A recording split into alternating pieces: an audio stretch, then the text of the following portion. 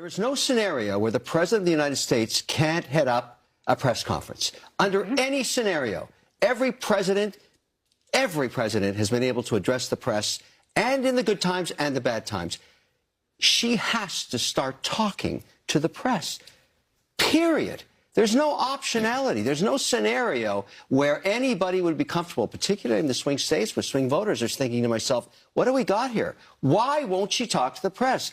I'm asking it from a policy guy. I need explanations for these policies because I have to invest on these policies.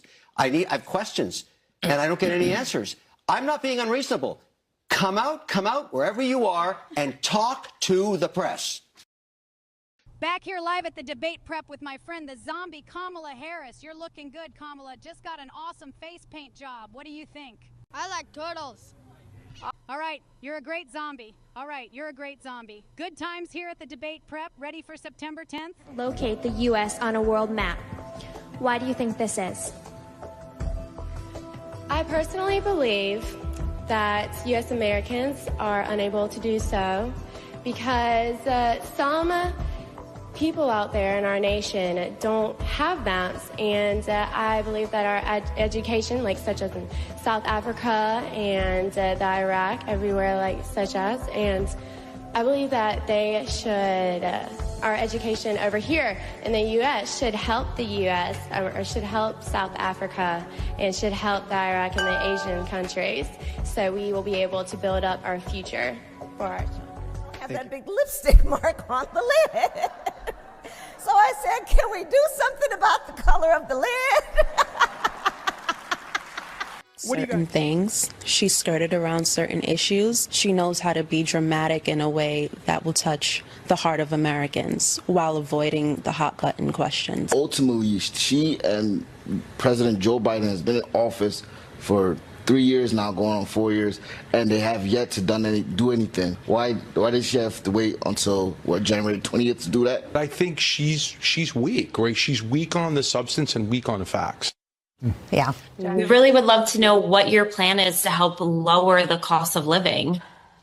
Yeah, first of all, thank you both for being here. And yours is a story I hear around the country as I travel. And in terms of both rightly having the right to have aspirations and dreams and ambitions for your family, and working hard and finding that the American dream is, for this generation and so many recently, far more elusive than it's been. Madam Vice President, thank you for the time. Thank you. It's good to be with you, Brett.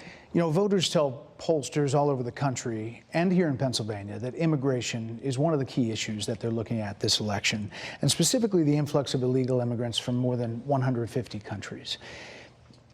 How many illegal immigrants would you estimate your administration has released into the country over the last 3.5 years?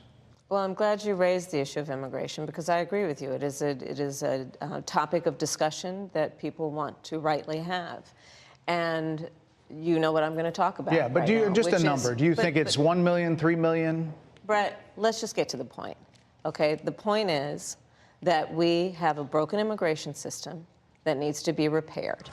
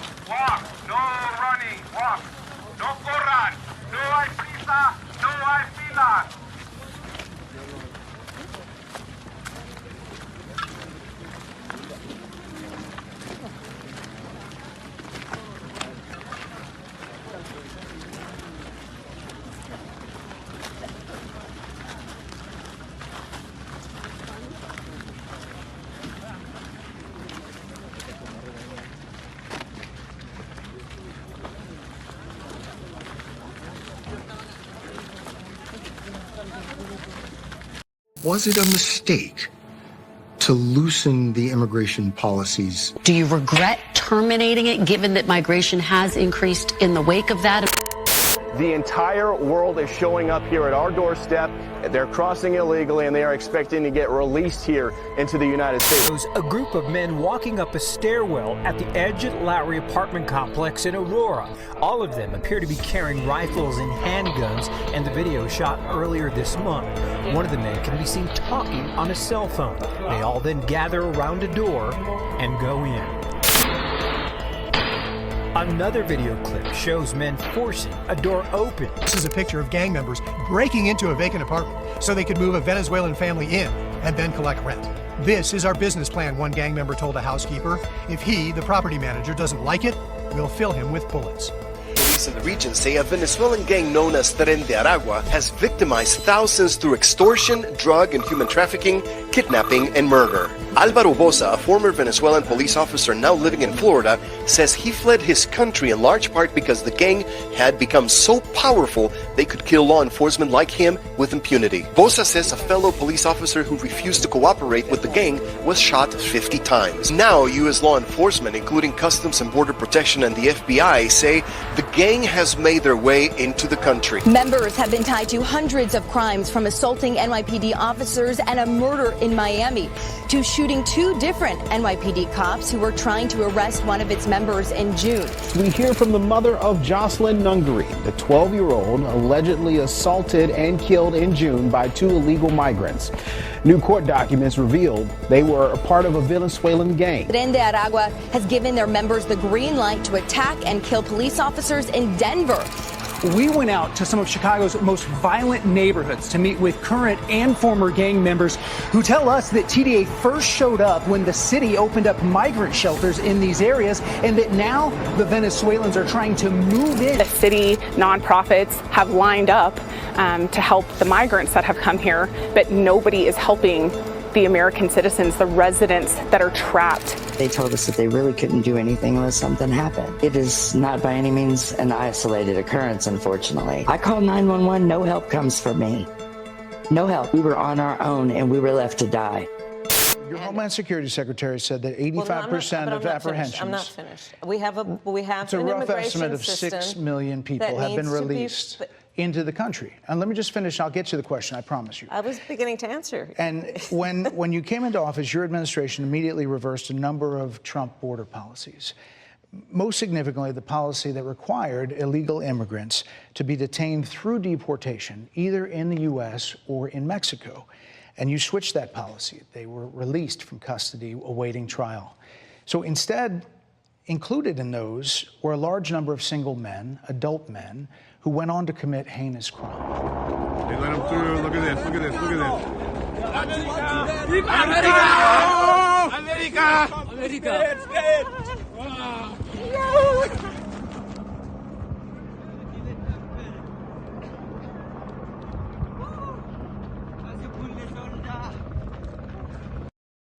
So, looking back, do you regret the decision to terminate Remain in Mexico at the beginning of your administration? At the beginning of our administration, within practically hours of taking the oath, the first bill that we offered Congress, before we worked on infrastructure, before the Inflation Reduction Act, before the Chips and Science Act, before the bipartisan Safer Communities Act, the first bill, practically within hours of taking the oath, was a bill to fix our immigration system. Yes, ma'am. It was called the U.S. Citizenship Act of 2021. Exactly. It was essentially a pathway to citizenship for the... Yes, ma'am. May I finish responding, please? But you have to let me finish, You please. had the White House and the House and the Senate, I'm and they didn't bring up that bill. I'm in the middle of responding to the point you're raising, okay. And I'd like to finish. Yes, ma'am. We recognized from day one that, to the point of this being your first question, it is a priority for us as a nation and for the American people. And our focus has been on fixing a problem. And from day one, then, we have done a number of things, including to address our asylum system and put more resources, getting more judges, what we needed to do to tighten up penalties and increase penalties for illegal crossings, what we needed to do to deal with points of entry between border entry points. That's the work we did, and we worked on supporting what was a bipartisan effort, including some of the most conservative members of the United States Congress, to actually strengthen the border. That border bill would have put 1,500 more border agents at the border, which is why I believe the Border Patrol agents supported the bill. What happened to that bill? Donald Trump got on the phone, called up some folks in Congress and said, kill the bill. And you know why? Donald Trump said no, told them to vote against it because it gives him a campaign issue. Good Lord, is this disingenuous? Let's talk about what was in this supposed border bill. Out of $118 billion, $61.4 billion was for Ukraine. That's 52%. 12% was for Israel. 11% was for border security. So was this a border bill or a foreign aid bill with a border component to it? This is a classic politician move. Instead of actually addressing a targeted issue with specific solutions, load a bill with billions of dollars for unrelated stuff, make the bill hundreds of pages so no one can actually read it, and then blame the other side and say, well, we proposed a solution, but you shot it down. The Biden-Harris administration does deserve credit for finally signing an executive order in June that has substantively decreased illegal immigration across the border. But the Democrats held the executive branch and the House and the Senate for the first 2 years of the Biden administration. Biden has had the ability to unilaterally sign this executive order for 3.5 years. So why is it only now, interestingly enough, during election season, that they're proposing? It would have allowed us to stem the flow of fentanyl coming into the United States, which is a scourge affecting people of every background, every geographic location in our country, killing people. It would have allowed us to put more resources into prosecuting transnational criminal organizations, which I have done as the Attorney General, former Attorney General of a border state. Madam Vice President, a couple of things. Prosecuted trafficking of drugs, guns, and human beings. And Donald Trump, but let me just finish. 6 Democrats voted against that bill. Learned about that bill and told them to kill it because he preferred to run on a problem instead of fixing a problem. And in this election, this is rightly a discussion that the American people want to have. And what they want are solutions, and they want a president of the United States who's not playing political games with the issue, I hear you, but actually is focused on fixing it. 6 Democrats voted against that bill. It would have allowed 1.8 million illegal immigrants into the country a year. A lot of conservatives had a problem with it. These are the 6 Democrats. But more importantly, back to the original premise, Jocelyn Nungari, Rachel Morin, Laken Riley, they're young women who were brutally assaulted and killed by some of the men who were released at the beginning of the administration, well before a negotiated bipartisan bill. Former President Clinton actually referred to Laken Riley Sunday campaigning for you in Georgia, saying if those men had been properly vetted, Laken Riley probably would not have been killed. New direction to manage an immigration crisis in a tough time where there's all this upheaval all over the world, where there are border problems all over the world, where millions of people are trying to escape the misery they're in. And other people are saying, well, I want to do what I can and take what I can, but maybe there's a limit to how much we can do. In other words, I don't think Americans are anti-immigration, they're anti-chaos. Right? They don't want us to do more than we can, but they recognize, at least most people do, we got the lowest birth rate we've had in well over 100 years. We're not at replacement level, which means we got to have somebody come here if we want to keep growing the economy. Case in Georgia not very long ago, didn't you? They made an ad about a young woman who'd been killed by an immigrant.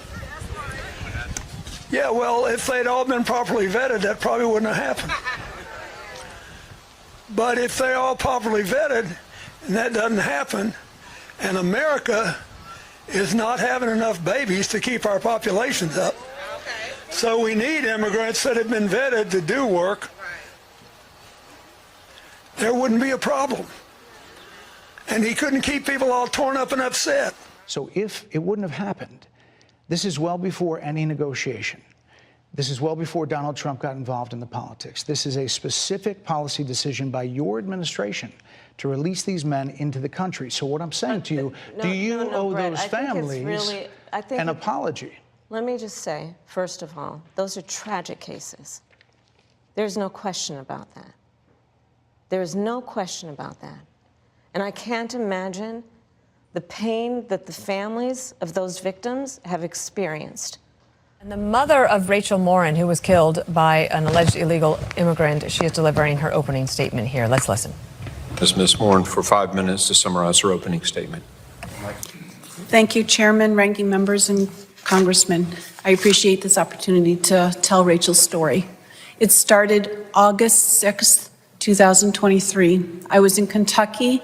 We had a grandbaby that had just passed away from sudden infant death. We got the phone call, and the phone call went something like this. Hello, Mom. There's somebody here that'd like to speak to you. Okay. Hello? Hello, Mrs. Morin? This is Detective so-and-so. There's no easy way to tell you this. We found your daughter's body. I had just learned a few hours earlier that she was missing. We didn't know she was missing. She went on a trail in our town that's very public, very small, and we've walked it for over 25 years. She grew up walking this trail. An illegal immigrant that was a gotaway from El Salvador had waited for her on the trail.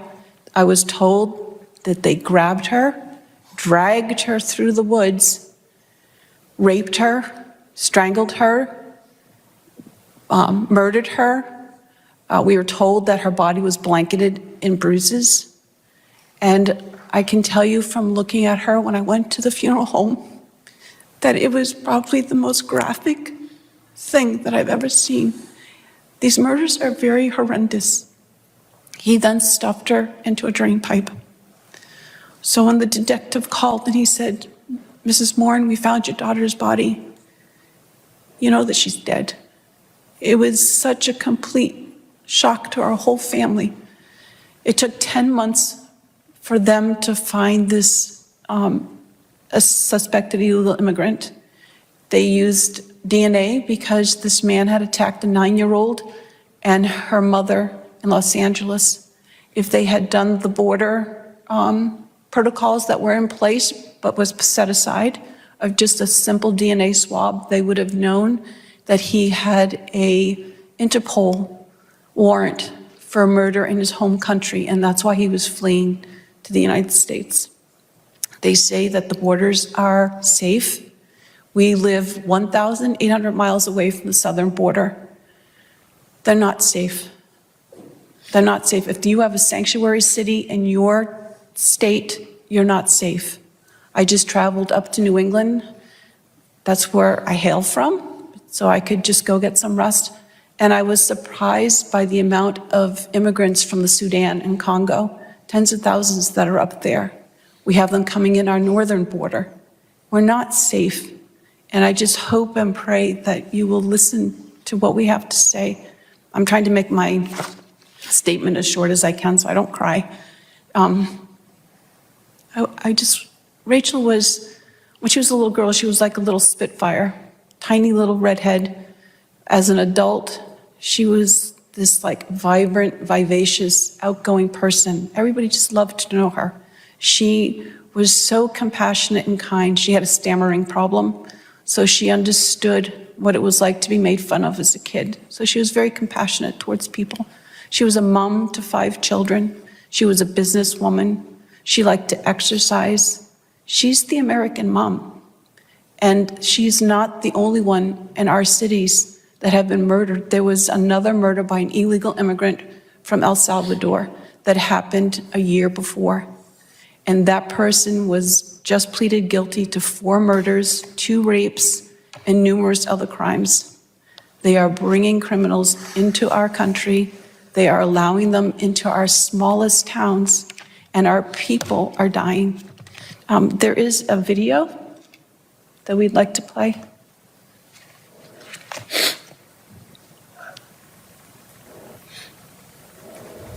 All right, so we will bring you back out of that since we're not able to see this video. But Patty Morin is the mother of Rachel Morin. Very moving. She described her daughter, deceased daughter, as she was the American mom, she said, describing her there as somebody who was very compassionate. And her mother is super courageous, right? She's been a fighter for her daughter in the aftermath of her death. And so this hearing will continue. It's just getting underway on Capitol What she Hill. said, we're 1,800 miles from the border, and it came to us. For a loss that should not have occurred. So that is true. It is also true that if a border security had actually been passed 9 months ago, it would be 9 months that we would have had more border agents at the border, more support for the folks who are working around the clock trying to hold it all together. Madam Vice President. To ensure that no future harm would occur. And this election in 20 days will determine whether we have a president of the United States who actually cares more about fixing a problem, even if it is not to their political advantage in an election, because there was a solution, Brett. Madam Vice President, it was a policy decision in the early part of your administration. I will let one of the mothers talk about it. Take a listen. Because of the Biden-Harris administration open border policies catch and release, they were enrolled in the Alternatives to Detention program. This meant that they were released into the United States. It was not even a full 3 weeks later that they would take my daughter, Jocelyn Nungare's life. I believe the Biden-Harris administration open border policies are responsible for the death of my daughter. That's the early days. So do you owe them an apology is what I'm saying. I will tell you that I am so sorry for her loss. I am so sorry for her loss.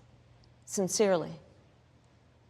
But let's talk about what is happening right now with an individual who does not want to participate in solutions. Let's talk about that as well. But do you want to answer in all her? fairness, I told you, I feel awful for what she and her family have experienced. During that time, you said repeatedly that the border was secure. When in your mind did it start becoming a crisis? I think we've had a broken immigration system transcending, by the way, Donald Trump's administration, even before. Let's all be honest about that. I have no pride in saying that this is a perfect immigration system. I've been clear, I think we all are, that it needs to be fixed.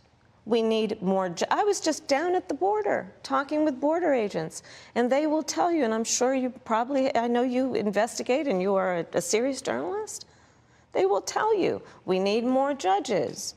We need to process those cases faster. We need the support for those cases that should be prosecuted. They need more resources, and Congress ultimately is the only place that's going to get fixed, Brett. Well, that's how this system works. That's the premise of this question. There were 90-plus executive orders that were rescinded in the first days. Many of those were Trump border policies. I'm not going to stay here because there's other things to talk about, but you frequently talk to the Border Patrol Union for support of that bipartisan bill, and they did. They supported it. But they also just endorsed Donald Trump and said you've been, quote, a failure with border security. Keep seeing popping up in multiple parts of the country almost every day now of a horrible sexual assault or a murder or another violent felony committed by an illegal alien who is often caught and released from custody. And the jaw dropper here, too, guys, is all these numbers we just rattled off. They don't even account for the nearly 2 million gotaways who have crossed our border under the Biden administration. Those almost 2 million gotaways, they were never encountered by DHS. They snuck in. They were never caught by Border Patrol. They were never encountered by ICE.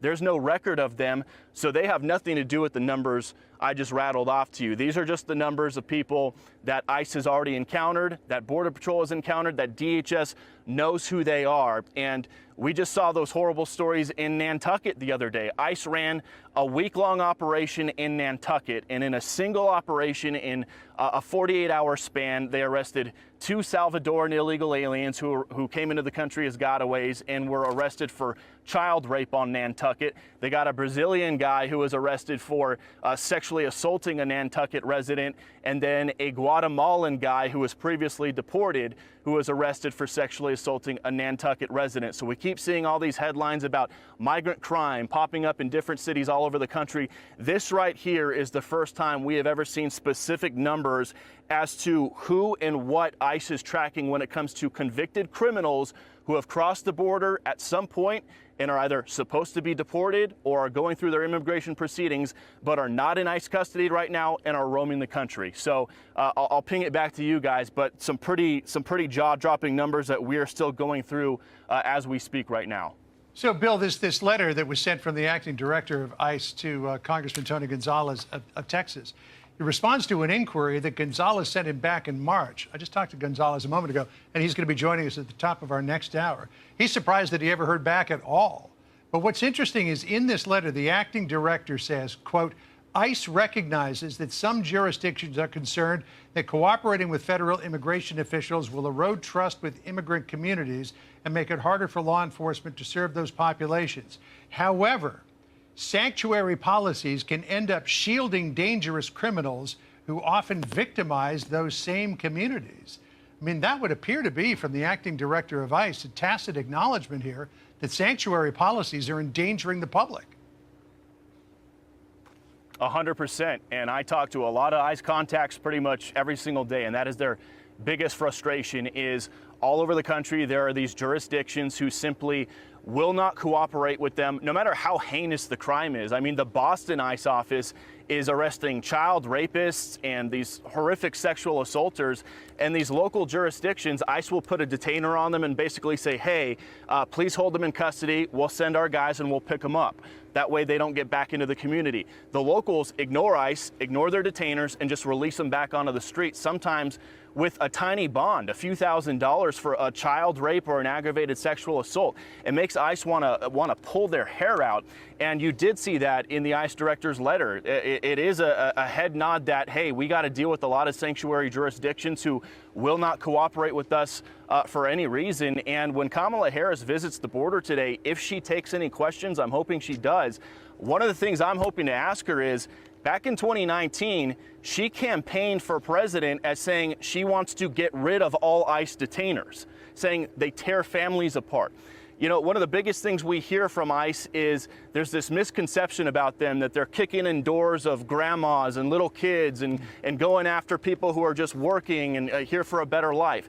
The people they're going after right now are the worst of the worst. We're talking serious felons, murderers, sexual assaulters, rapists, that sort of a thing. And when ICE detainers are not honored and these local jurisdictions just release people back out onto the streets without notifying the feds, it's dangerous for everybody involved. It's dangerous for the local community who might have a sex predator back on their streets.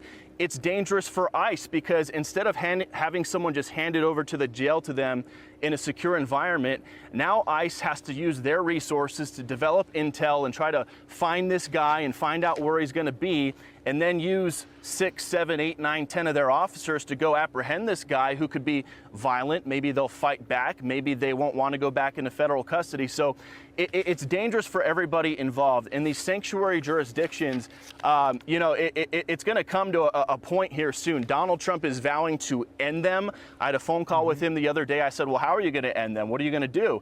And he said, well, if it comes down to it, I'm going to strip federal funding away from sanctuary cities. I said, well, how far are you willing to go with that? Will you pull FEMA disaster money from them? He said, yes, I'm willing to do whatever it takes. We don't know where Kamala Harris stands on sanctuary cities right now. I'd love to ask her that today if she takes any questions. We'll find out later. But her running mate, Tim Walz, has advocated for pushing to have Minnesota become a sanctuary state in the past. So these are questions that Kamala Harris's campaign will have to answer about where she stands on sanctuary jurisdictions, detainers. She pledged to get rid of ICE detainers back in 2019. Where does she stand on that now? Has she flip-flopped on that like she has on some of her other border positions? Hopefully we get the chance to ask that, John. All right, well, we're looking forward to that in the moments ahead. But just to recap the breaking news, more than 13,000 convicted criminals who crossed the border illegally have been, convicted murderers rather, who crossed the border illegally have been released into the United States. Almost 16,000 convicted of rape and sexual assault. Bill, great reporting. We look forward to what you have to tell us a little bit later on this afternoon. Now more than ever, we're short of workers. We have a population that is not reproducing it on its own with the same level that it used to. The only way we're going to have a great future in America is if we welcome and embrace immigrants, the dreamers and all of them, because our ultimate goal is to help the dreamers, but get a path to citizenship for all 11 million or however many undocumented there are here. Why do you think they said that? I think they're frustrated, and I get it. They want support. They want support, and that's what that border security bill would have done. These guys down at the border, these men and women, they're working hard. They're working around the clock. I get it. There's a lot of people that look back at what you said in 2019 when you first ran for president.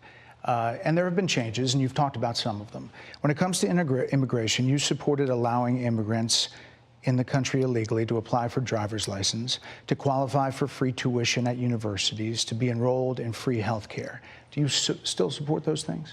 Listen, that was 5 years ago, and I'm very clear that I will follow the law. I have made that statement over and over again, and as Vice President of the United States, that's exactly what I've done, not to mention before. If that's wrong to somehow suggest that an undocumented immigrant is a criminal. Being an undocumented immigrant is not a crime. I know what a crime looks like. An undocumented immigrant is not a criminal. Are undocumented immigrants that are the least likely to commit a crime. Police report as many as 75% of the people they've arrested in Midtown Manhattan for assault, robbery, and domestic violence are illegal migrants. Police have tracked down a killer whose crimes span the country. Rachel Marin was dragged from a hiking trail in Maryland where she was raped and murdered. Police say Brandon Ortiz Vite used a handgun he bought illegally to shoot Ruby Garcia multiple times on Friday. The prime suspect charged in Laken Riley's murder was 26-year-old Jose Antonio Ibarra. He illegally entered the United States back in 2022. A Texas grand jury indicted Rafael Govea Romero. He's accused of attacking 16-year-old Lisbeth Medina by repeatedly hitting her head and stabbing her. So let's get our notions together about what we're talking about.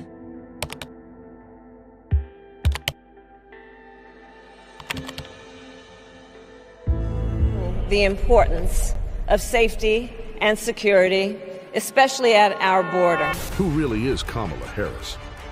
She's been telling us her entire career.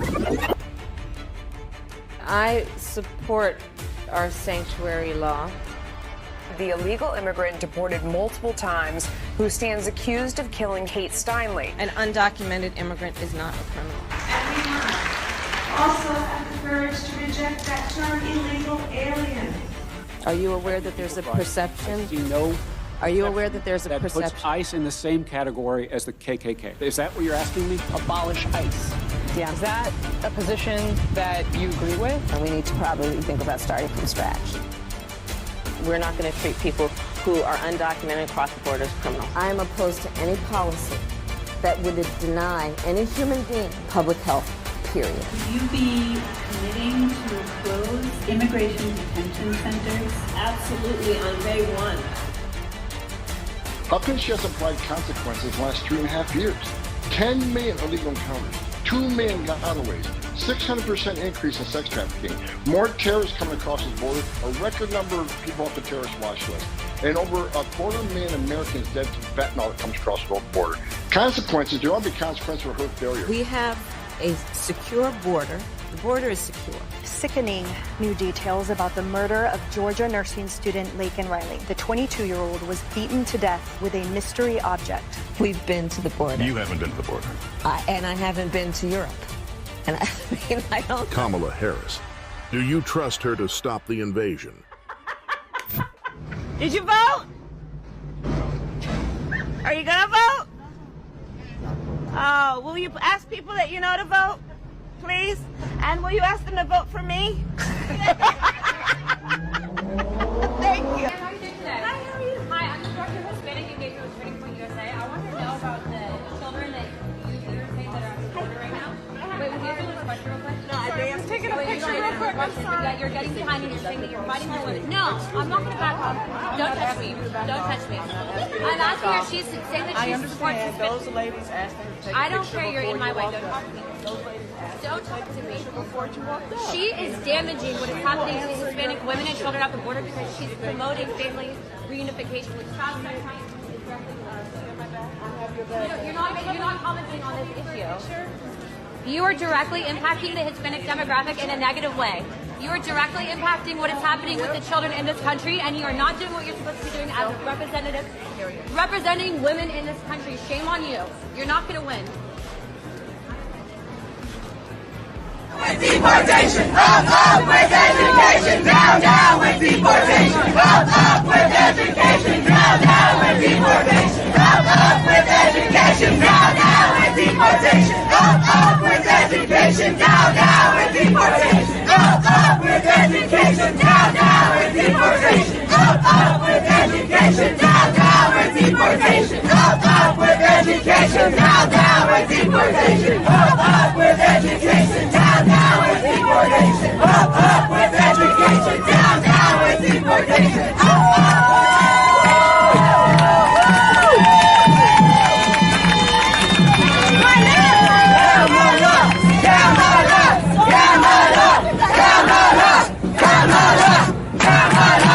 was a running mate, Tim Walz, governor of Minnesota, who signed those very things into state law. So do you support that?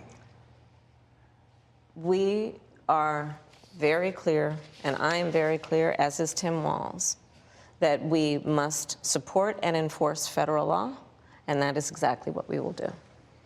So decriminalizing border crossings, like you said in 2019. I do not believe in decriminalizing border crossings, and I've not done that as vice president. I will not do that as president. So these are evolutions that you've had. But let's be very clear. I'm the only person who's running for president who has prosecuted transnational criminal organizations, from the Sinaloa cartel to the Guadalajara cartel to people who have trafficked in guns, drugs, and human beings. I have spent a significant part of my career going after people who present a threat to the safety of the American people and cross our border with the intent of doing us harm and cross our border illegally. And I will do that work as vice president. I take that work quite seriously. This is a time when voters, especially here in Pennsylvania, are inundated with commercials and ads. They just want it to stop because it's every commercial. But many of them add noise, but a few of them seem to break through. This particular one from the Trump campaign has gotten a lot of attention. Kamala supports taxpayer-funded sex changes for prisoners. Surgery. For prisoners. For prisoners. Every transgender inmate in the prison system would have access. Supports taxpayer-funded sex changes for prisoners. Surgery. For prisoners. For prisoners. Every transgender inmate in the prison system would have access. Hell no, I don't want my taxpayer dollars going to that. Kamala supports transgender sex changes in jail with our money. Kamala even supports letting biological men compete against our girls in their sports. Kamala is for they, them. President Trump is for you. So are you still in support of using taxpayer dollars to help prison inmates or detained illegal aliens to transition to another gender? I will follow the law. And it's a law that Donald Trump actually followed. You're probably familiar with, now it's a public report, that under Donald Trump's administration, these surgeries were available on a medical necessity basis to people in the federal prison system. And I think, frankly, that ad from the Trump campaign is a little bit of like throwing stones when you're living in a glass house. The Trump aides say that he never advocated for that prison policy and no gender transition surgeries you know what, you got to take responsible for what happened presidency. in your administration. Yeah, no surgeries happened in his presidency. It's in black and white. Would you still advocate for using taxpayer dollars for gender reassignment surgeries? I will follow the law, just as I think Donald Trump would say he did. You would have a say as president. Like I said, I think it's he spent $20 million on those ads, trying to create a sense of fear in the voters because he actually has no plan in this election that is about focusing on the needs of the American people. Whereas, at $20 million on that ad, on an issue that, as it relates to the biggest issues that affect the American people, it's really quite remote. And again, his policy was no different. Look at where we are, though. They say on plans for the American people, I'm offering a plan to deal with affordable housing. I'm offering a plan to deal with what we need to do to strengthen small businesses, which are the backbone of America's economy. I am offering a plan that is about taking care of young parents and giving them the support they need. My plans for the economy will strengthen the economy, as have been reviewed by 16 Nobel laureates, Goldman Sachs, Moody's, and recently the Wall Street Journal, which have all studied our plans and have indicated my plans for our economy would strengthen our economy, his would make them weaker, would ignite inflation and invite a recession by the middle of next year. Those are the facts. Why do you think more people say they trust him on the economy than they trust you? I think that when you look at an analysis of our plans for what we would do as President of the United States, it has been clear to those who study and understand how economic policy works that moving forward, because I do believe the American people are ready to turn the page on the divisiveness and the type of rhetoric that has come out of Donald Trump. We will hold social media platforms accountable for the hate infiltrating their platforms, because they have a responsibility to help fight against this threat to our democracy. And if you profit off of hate, if you act as a megaphone for misinformation or cyber warfare, if you don't police your platforms, we are going to hold you accountable. I think we need to push back on this. There's no guarantee to free speech on misinformation or hate speech, and especially around our democracy. But I also think there are Americans who are engaged in this kind of propaganda. And whether they should be civilly or even in some cases criminally charged is something that would be a better brow-raising comments. I don't understand why it's so difficult for the press to have a consistent narrative about how dangerous Trump is. We can't go back and give this very dangerous man another chance to do harm to our country and the world. They were merciless about what they saw as President Biden's, problems in the debate and calling for him to withdraw. Okay, here to react, Fox News contributor Joe Concha. Joe, good morning to you. So it sounds like Hillary Clinton does not agree with Republicans when they say that that kind of rhetoric is what is leading to these assassination attempts. And Carly, it's just so sad. It's so pathetic to see Hillary Clinton continue her very public psychiatric therapy tour nearly, what are we at now, 8 years after she was defeated in an election that basically every pundit says was impossible to lose. She's still not over it. And there she is on national television last night with Rachel Maddow, who gets paid $30 million to work one night a week. Boy, can we get that contract? Saying the press needs to create a consistent narrative about how dangerous Trump is. I mean, that's an actual quote. Another one, he is a danger to our country and the world. 24 hours after Donald Trump is nearly assassinated again, and this is what NBC, MSNBC allows on their airwaves. And as you noted before the break, pushing this rhetoric will only drive somebody to try again until that person is successful. It's quite pathetic. It's the only word I can come to mind here, Todd. Carly. Yeah, it does beg the question, what is it going to take for the left to stop? And I worry, Joe, that your prediction there sadly could be reality, but let's pray that does not happen. VP Kamala Harris will be grossly generalistic.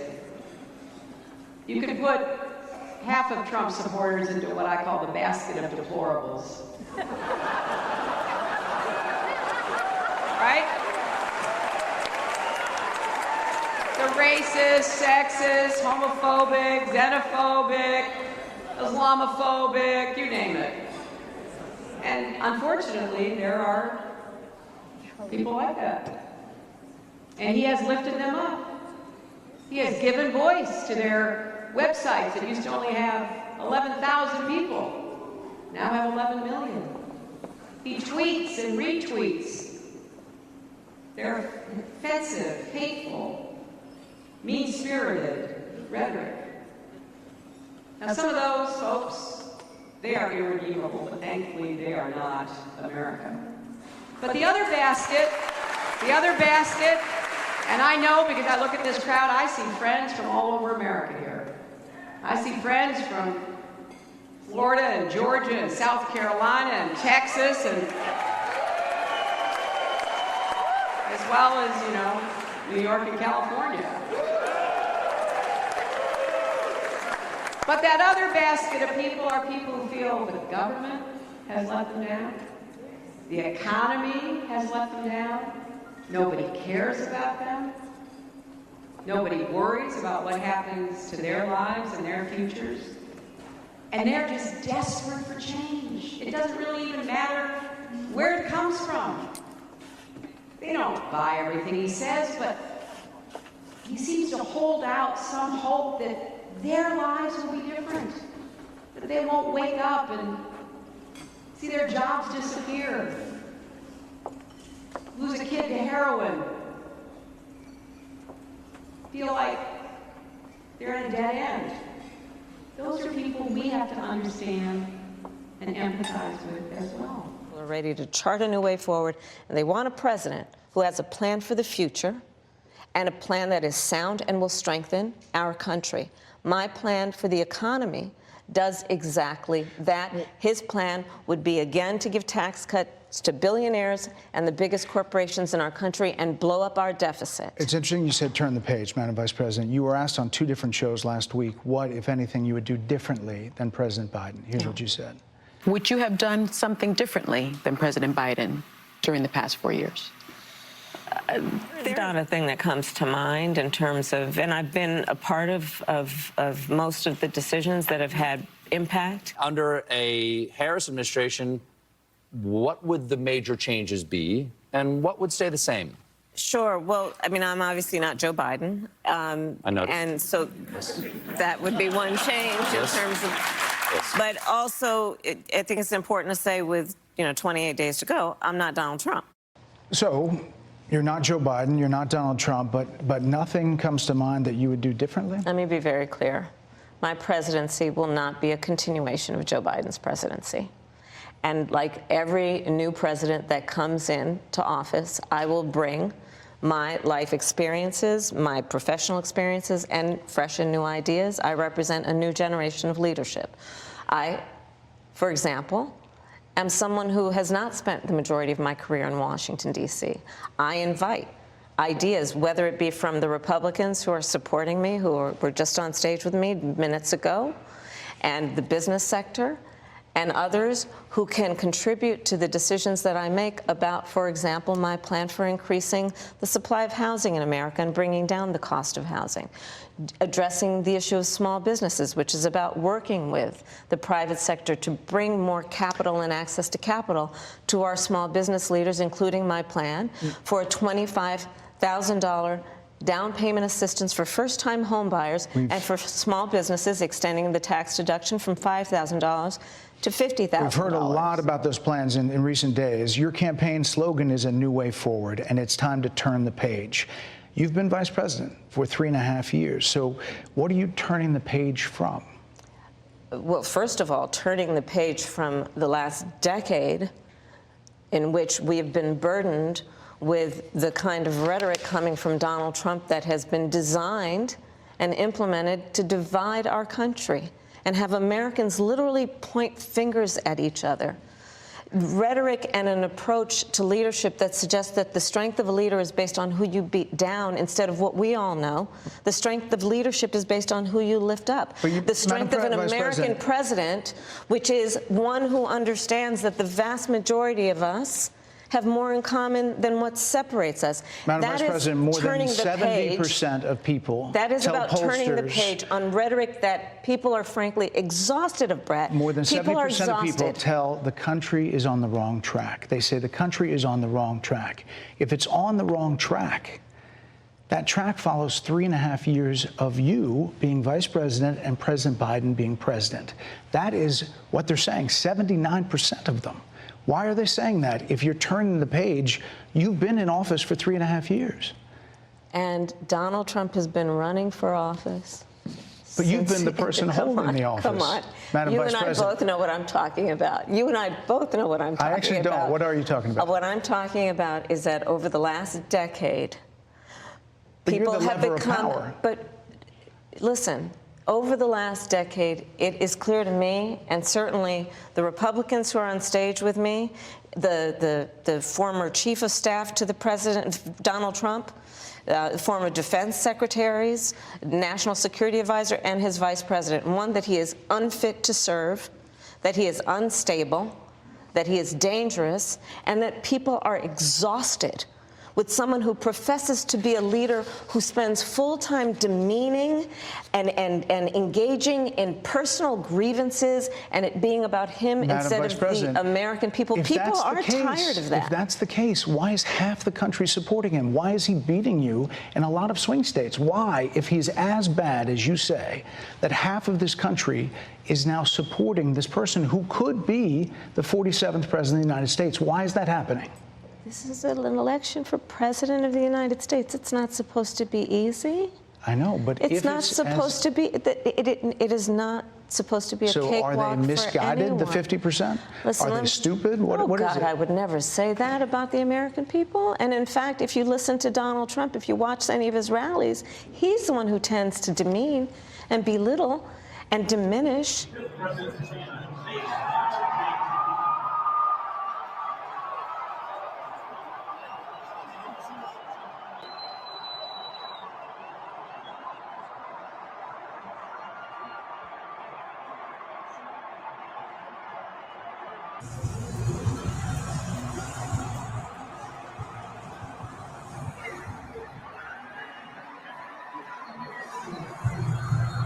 Meanwhile, we're getting ready to vote. Yeah.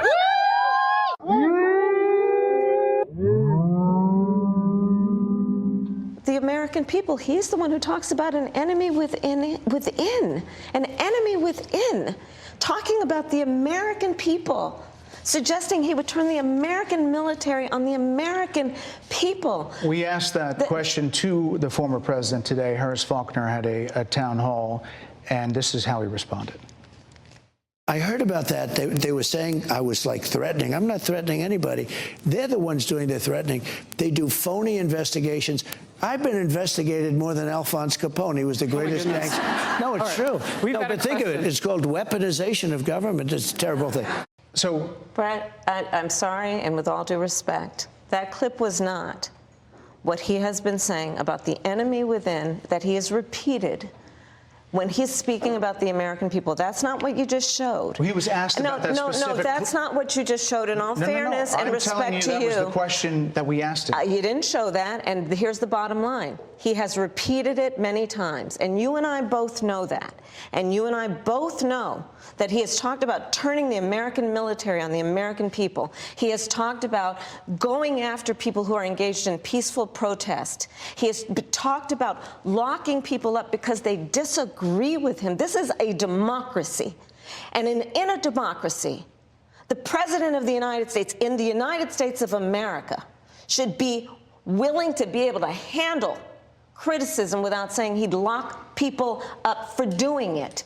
And this is what is at stake, which is why you have someone like the former chairman of the Joint Chiefs of Staff saying what Mark Milley has said about Donald Trump being a threat to the United States of America. He's quoted in the Bob Woodward book that way, yes. Let me ask you this, Madam Vice President. You call Donald Trump. Some of y'all been real quiet ever since Trump got his $450 million back. In case you haven't been following, the fraud case in New York went in front of the appellate court. Even the banks came to Trump's defense. They said, look, we lent him money. He paid it back with interest on time. We don't have any problem. Trump's team said, hey, look, we borrowed money, paid it back on time with interest. There shouldn't be a problem. The judges pretty much said, hey, this was definitely an attack on a presidential candidate and can be seen as election interference. Y'all better get that man his money back. I think that the most interesting thing to note of all of this is the state's attorney general's closing statements begging not to be sanctioned. Yet another court case overturned against Donald Trump. I think that the state should pay him interest for every day that money was out of the bank. I think the attorney general should be removed. Donald Trump and his team called this a witch hunt from day one. Very much. We had some amazing things happen today. As you know, my son is graduating from high school, and it looks like the judge will not let me go through the graduation of my son, who's worked very, very hard. He's a great student. He's very proud of the fact that he did so well. And was looking forward for years to have graduation with his mother and father there. And it looks like the judge isn't going to allow me to escape this scam. It's a scam trial. If you read all of the legal pundits, all of the legal scholars today, there's not one that I see that said this is a case that should be brought or tried. It's a scam. It's a political witch hunt. It continues, and it continues forever. And we're not going to be given a fair trial. It's a very, very sad thing.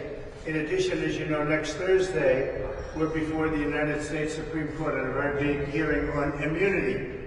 And this is something that we've been waiting for a long time. And the judge, of course, is not going to allow us. He's a very conflicted judge. And he's not going to allow us to go to that. He won't allow me to leave here for a half a day, go to D.C. and go before the United States Supreme Court because he thinks he's superior, I guess, to the Supreme Court. We got a real problem with this judge. We have a real problem with a lot of things having to do with this trial, including the DA, because you go right outside and people are being mugged and killed all day long, and he's sitting here all day with about 10 or 12 prosecutors over nothing. Over nothing. Over what people say shouldn't be a trial. So I just want to thank you very much, but that I can't go to my son's graduation or that I can't go to the United States Supreme Court, that I'm not in Georgia or Florida or North Carolina campaigning like I should be. It's perfect for the radical left Democrats. That's exactly what they want. This is about election interference. That's all it's about. Thank you very much. Donald Trump being a threat to the United States of America. He's quoted in the Bob Woodward book that way, yes. Let me ask you this, Madam Vice President. You call Donald Trump. You call Donald Trump. He's misguided. You say now he's unstable. He is unstable, Brett. He's not well. You say he's mentally not stable. He's not stable. Let me ask you this. You told many interviewers that Joe Biden was on his game, that ran around circles on his staff. When did you first notice that President Biden's mental faculties appeared diminished? Bidenomics led to the highest inflation in 40 years, highest gas prices ever, skyrocketing interest rates, unaffordable housing, incomes down, unemployment rising, and a recession now headed our way. Yet Kamala Harris is clueless. We are very proud of Bidenomics. Bidenomics is working.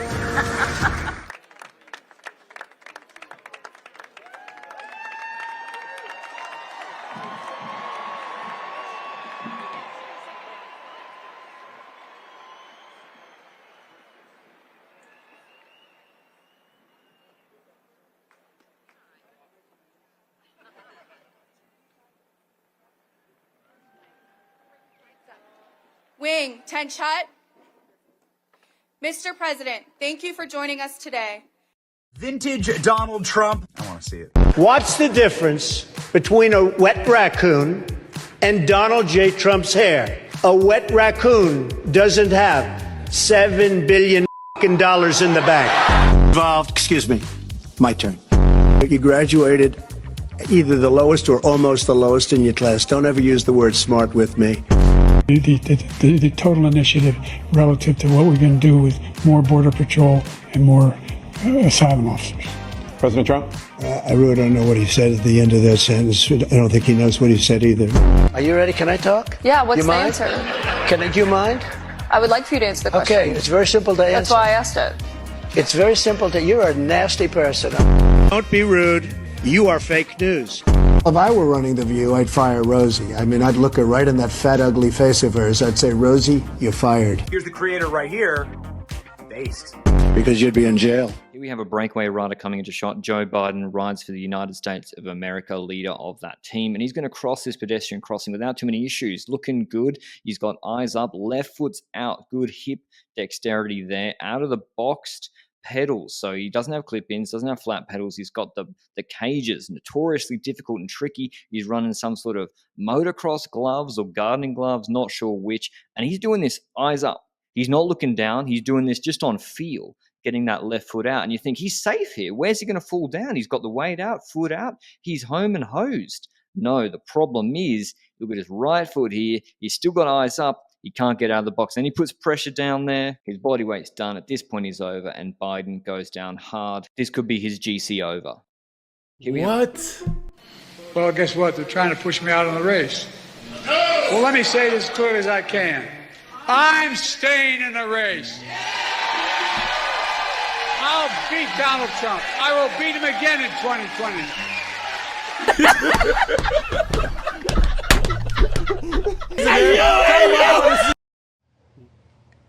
Joe Biden, I have watched from the Oval Office to the Situation Room, and he has the judgment and the experience to do exactly what he has done in making very important decisions on behalf of the American people. There were no concerns raised? Brett, Joe Biden is not on the ballot.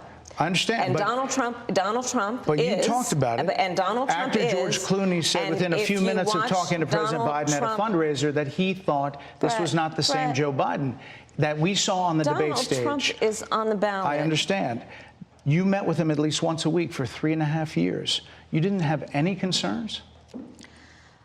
I think the American people have a concern about Donald Trump, which is why the people who know him best, including leaders of our national security community, have all spoken out, even people who worked for him in the Oval Office, worked with him in the Situation Room, and have said he is unfit and dangerous and should never be president of the United States again, including his former vice president, which is why the job was open for him to choose another running mate. So that is a fact. That is a fact. Madam Vice President, two more things.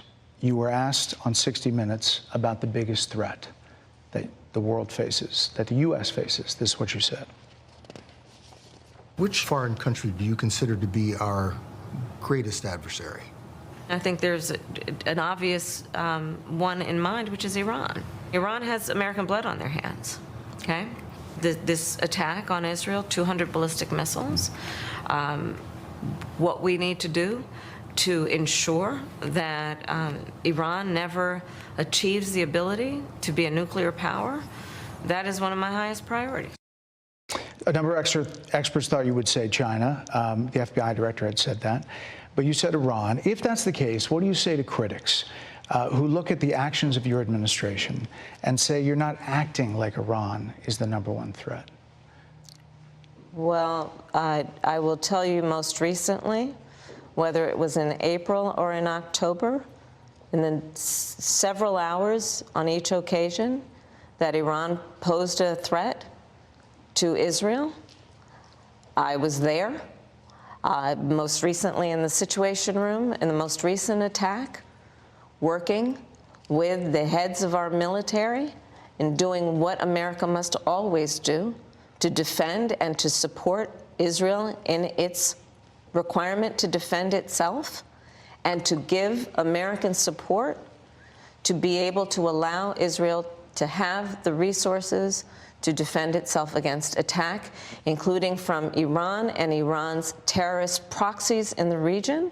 Right. And that but those is, proxies were getting and funded my by commitment Iran. to that is unyielding and unwavering. Critics just say that you either relaxed or failed to enforce sanctions on Iran, allowing all of this money to flow into Iran, like billions Let's in go back oil to Donald profits. Trump, who pulled out of a deal that would have actually put Iran in check. The estimates and then in billions. It was during Donald Trump's that administration go towards that the Iran regime. That we had an American military base that was attacked, where American soldiers suffered traumatic brain injuries, and Donald Trump dismissed them as headaches, not to mention how Donald Trump has treated and talked about America's military and military service people, calling them suckers and losers, Hamas, has diminished the significance. We're talking over each other. I apologize. Well, I would like that we would have a conversation that is grounded in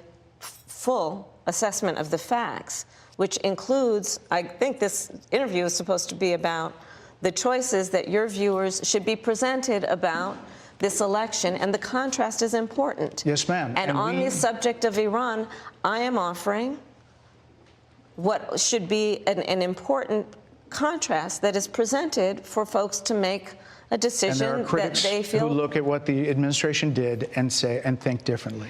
Madam Vice President, they're wrapping me very hard here. I hope you got to say what you wanted to say about Donald Trump.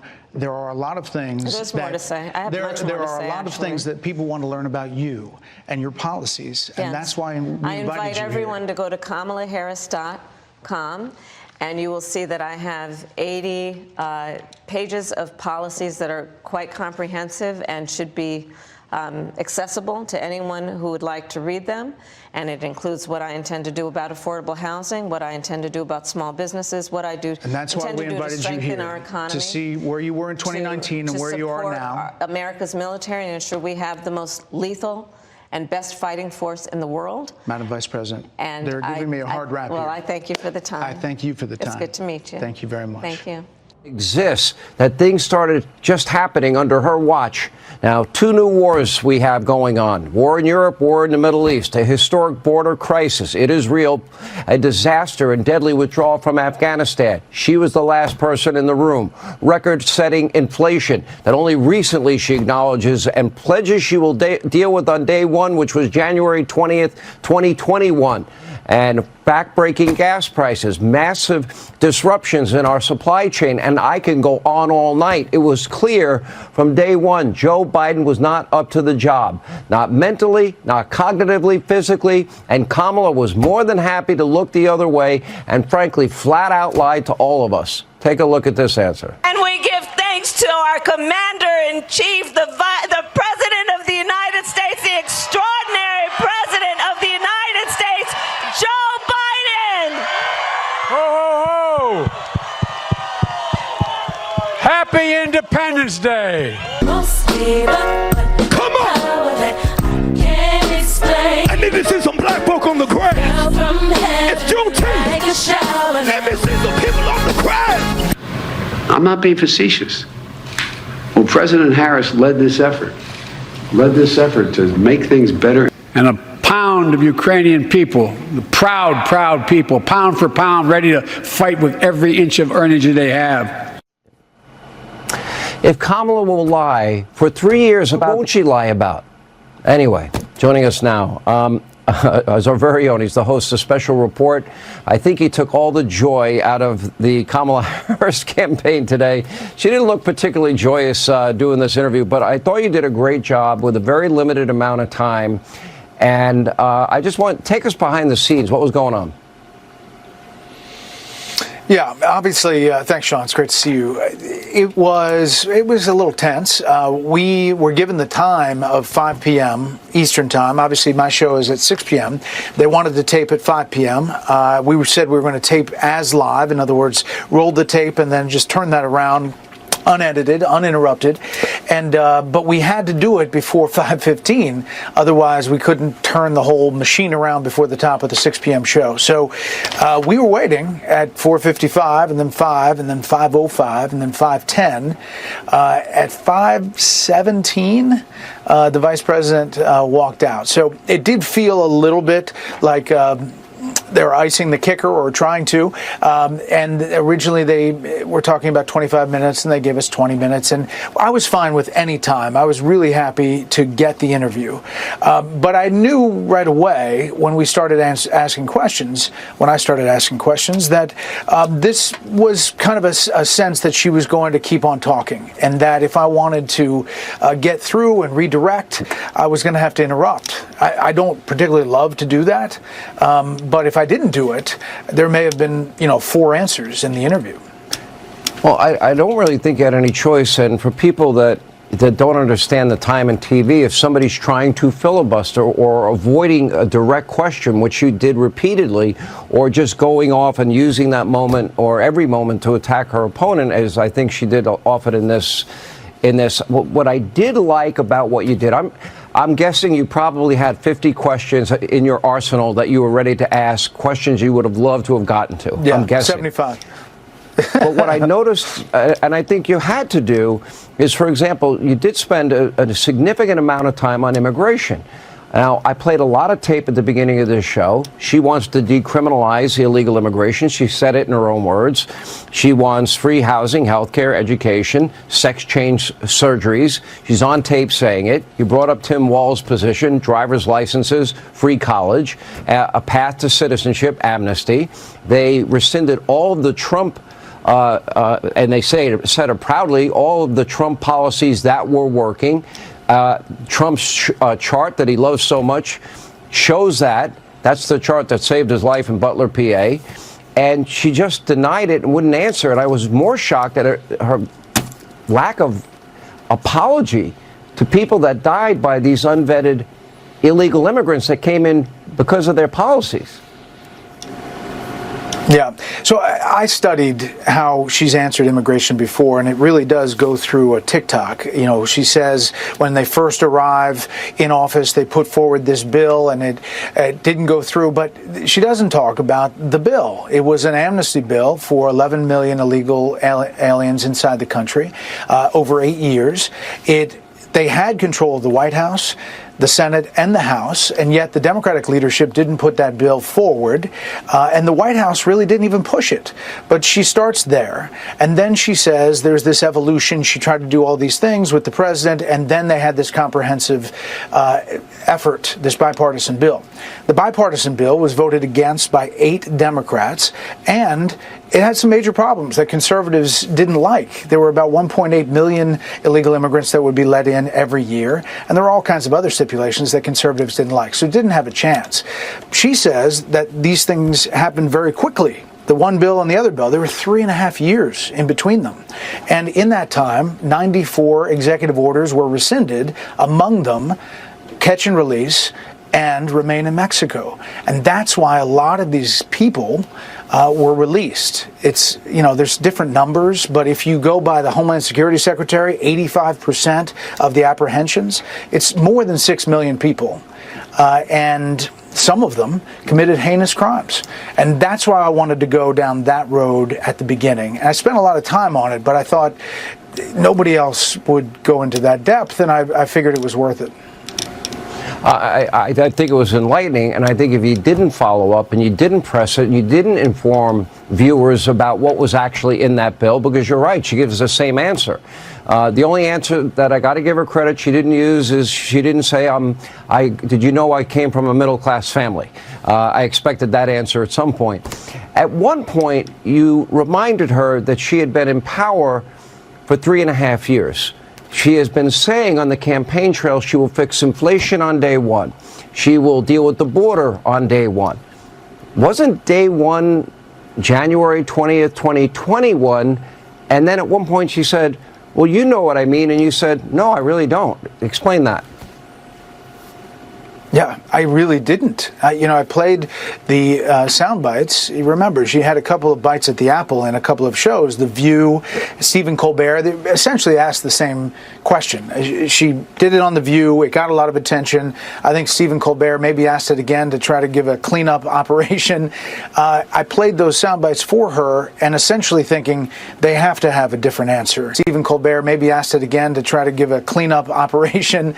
I played those sound bites for her and essentially thinking they have to have a different answer now, this many days later. And it really didn't have that much substance differently, saying that she would do something differently. So the theme of the campaign is a new way forward and turn the page. And what I said was, if you're turning the page, campaign is a new way forward and turn the page. And what I said was, if you're turning the page, who are you turning the page on? You were the vice president for the last 3.5 years.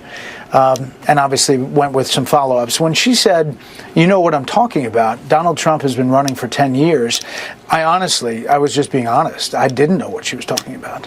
And I was trying to get at what she was saying. So the Harris campaign knew that this was going to air tonight. You say that she finally got in the chair at 5:17. You have to turn this around by 6 p.m., not an easy task in television. They had given you a hard 30 minutes, no more.